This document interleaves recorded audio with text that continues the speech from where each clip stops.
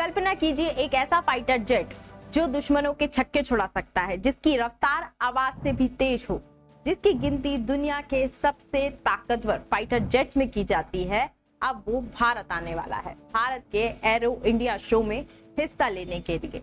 और अगर भारत इससे रिलेटेड कोई डील करता है तो भारतीय वायुसेना की जो ताकत है वो कई गुना बढ़ सकती है। इसके साथ जो भारत के पड़ोसी देश हैं जैसे कि चाइना और पाकिस्तान, इनके लिए भी ये एक बड़ा चैलेंज साबित हो सकता है। एरो इंडिया शो भारत के डिफेंस सेक्टर का सबसे बड़ा शो है और इस बार का जो शो है अपने आप में ही एक हिस्टोरिकल मूवमेंट हो सकता है, क्योंकि इस बार के एरो इंडिया शो में रशिया पहली बार अपने 5th generation fighter jet Sukhoi 57 को प्रेजेंट करने वाला है। लेकिन क्वेश्चन ये उठता है कि क्या भारत इसको खरीदने का कोई प्लान बना रहा है और इसकी ऐसी कौन सी खासियत है जो चाइना और पाकिस्तान के लिए मुसीबतें खड़ी कर सकती है। इन सभी चीजों पर आज के सेशन में हम बात करने वाले हैं। आगे बढ़ने से पहले मेरी आपसे एक छोटी सी रिक्वेस्ट है, इस चैनल पर अगर आप नए हैं तो चैनल को सब्सक्राइब कर लीजिए, वीडियो को लाइक कर दीजिए, क्योंकि जितने लोग भी वीडियो देखते हैं बहुत कम लोग होते हैं जो चैनल को सब्सक्राइब करते हैं। तो चलिए स्टार्ट करते हैं। एरो इंडिया शो का आयोजन हर साल बेंगलुरु के यलहंका एयरबेस पर किया जाता है। इस शो में दुनिया भर की जो कंपनीज हैं वो अपने हथियार, अपने फाइटर जेट्स को प्रेजेंट करती हैं। पर इस बार के शो में सबकी नजरें रशिया के 5th generation fighter jet Sukhoi 57 पर होगी तथा रशिया के द्वारा अपने 5th जनरेशन फाइटर जेट को इस शो में प्रेजेंट करने की सारी तैयारी कर ली गई है। अगर भारत और रशिया के बीच ये डील होती है तो ये जो फाइटर जेट है वो चाइना के J-20 फाइटर जेट तथा अमेरिका के F-35 का मुकाबला कर सकता है।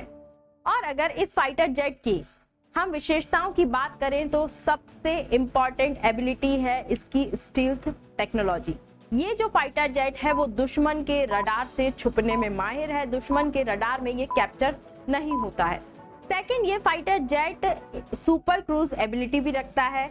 हम सभी जानते हैं कि जो फाइटर जेट्स होते हैं इनकी रफ्तार बहुत ज्यादा होती है और रफ्तार तेज करने के लिए ज्यादा मात्रा में फ्यूल लगता है, पर इसकी सुपर क्रूज एबिलिटी के कारण ये कम फ्यूल बर्न कर भी अपनी तेज स्पीड को मेंटेन कर सकता है।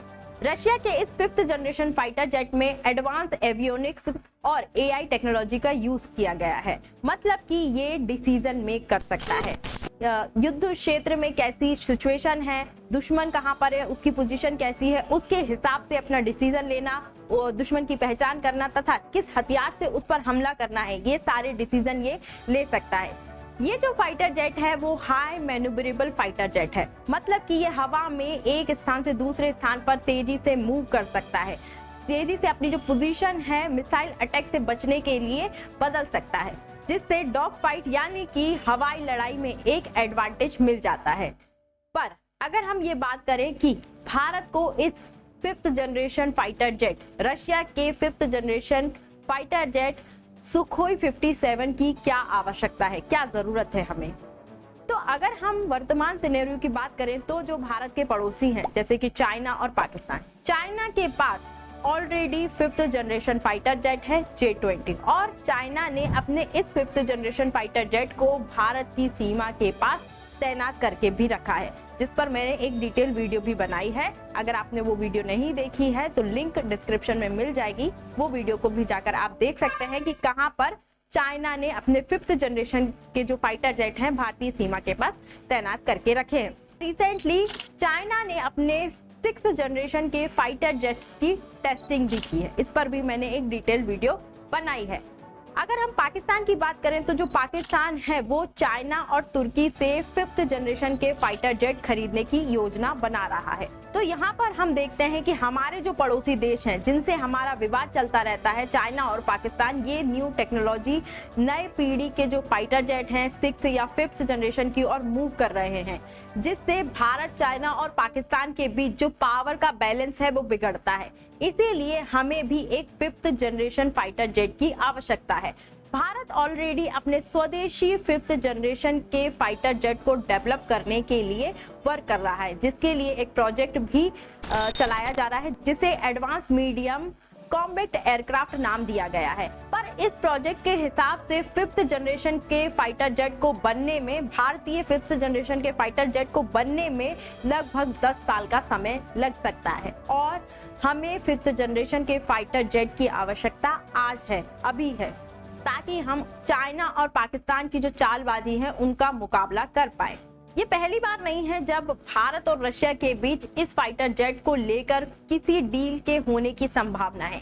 इससे पहले भी 2007 में भारत और रशिया के बीच इसको लेकर एक डील हो चुकी है, जिसमें ये तय किया गया था कि जो रशिया है अपने fifth generation fighter jet Sukhoi 57 का एक कस्टमाइज वर्जन भारत को डिलीवर करेगा। लेकिन 2018 में भारत ने अपने आप को इस प्रोजेक्ट से अलग कर दिया, जिसके पीछे दो बड़े कारण थे। एक तो इस प्रोजेक्ट में लगने वाली जो लागत है वो बहुत ज्यादा थी, साथ ही जो ये प्रोजेक्ट है, ये जो डील है, इससे भारत को फिफ्थ जनरेशन फाइटर जेट की टेक्नोलॉजी शेयर नहीं की जा रही थी, जिसके वजह से भारत इस डील से पीछे हट गया था। इस बार हो सकता है कि अगर रशिया इस फिफ्थ जनरेशन के फाइटर जेट के साथ साथ अपनी टेक्नोलॉजी शेयर करने के लिए भी मान जाता है, तो इस बात की बहुत ज्यादा पॉसिबिलिटी है कि भारत इस फाइटर जेट को खरीदने के लिए हाँ कर दे। इस डील के भारत को कई सारे फायदे हो सकते हैं। चाइना के साथ हमारा जो पावर बैलेंस बिगड़ गया, क्योंकि उसके पास फिफ्थ जनरेशन के फाइटर जेट हैं, तो चाइना के साथ बैलेंस हो सकता है और जो पाकिस्तान है उससे हम आगे निकल सकते हैं। क्योंकि अगर हम वर्तमान की बात करें तो अभी पाकिस्तान के पास कोई भी फिफ्थ जनरेशन का फाइटर जेट नहीं है। वो चाइना के J-31 या फिर तुर्की के जो फिफ्थ जनरेशन फाइटर जेट हैं उनको खरीदने की योजना बना रहा है। इसके अलावा भारत की जो डिफेंस सेक्टर है उसको बढ़ावा मिल सकता है। जो भी अनुभव इस फाइटर जेट के आने से भारत को मिलेगा, उस अनुभव का यूज भारत अपने फिफ्थ जनरेशन के फाइटर जेट को बनाने में कर सकता है। तो दोस्तों, एरो इंडिया शो 2025 केवल एक शो नहीं बल्कि भारत की डिफेंस स्ट्रेटेजी का एक नया पड़ाव साबित हो सकता है।